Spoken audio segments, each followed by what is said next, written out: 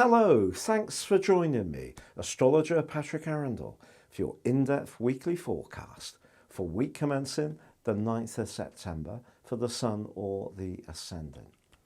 If you've yet to subscribe to my channel, I'd be delighted if you did so now.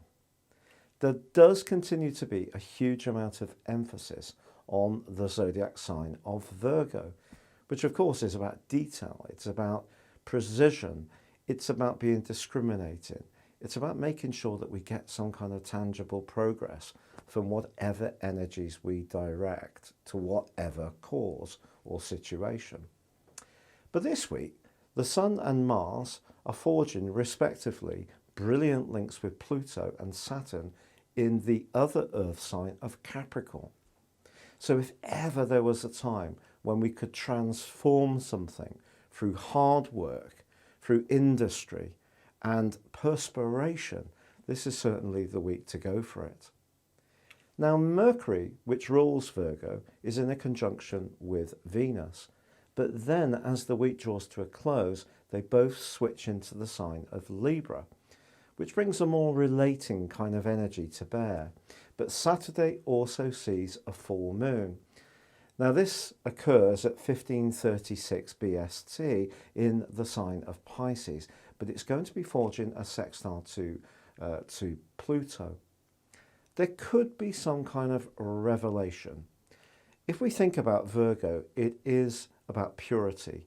Pisces is very spiritual, they're both mutable, but it's a more emotional, watery influence, Pisces.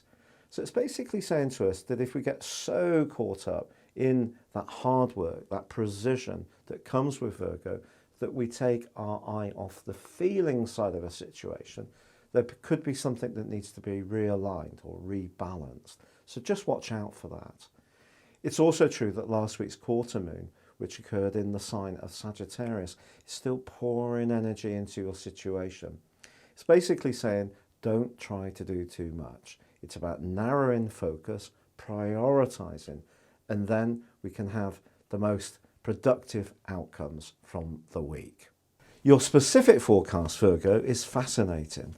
Last week's challenge to the single-mindedness you'd been showing came through the auspices of the Sagittarius quarter moon.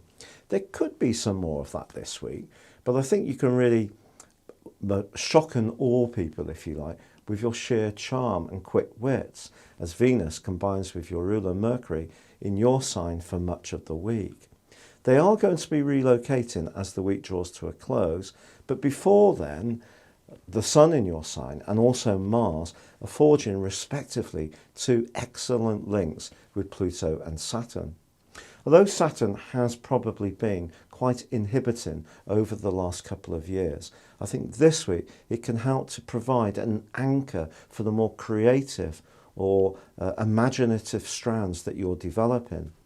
If you are someone who's quite artistic or wants to deploy a more futuristic approach to your work or lifestyle, I feel there's a very good chance that you can see really constructive progress. Yet if someone isn't quite so on board, it's likely to come up on the back of the full moon of Saturday. Try to take this in your stride. Sometimes there are moments in life, periods, when we do have to invest more in what feels right for us, the individual.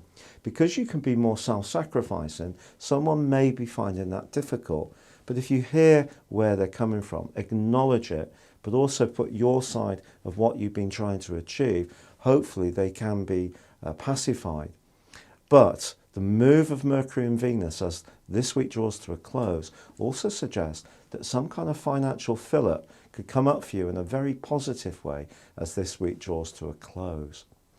If you'd like to know more about personal astrology based on your time, date and place of birth, you can order your year 2020 forecast and get your character analysis for 30% off, and I give you the rest of this year free, or you can choose to have a one-to-one personal consultation with me. But for now, good luck and goodbye.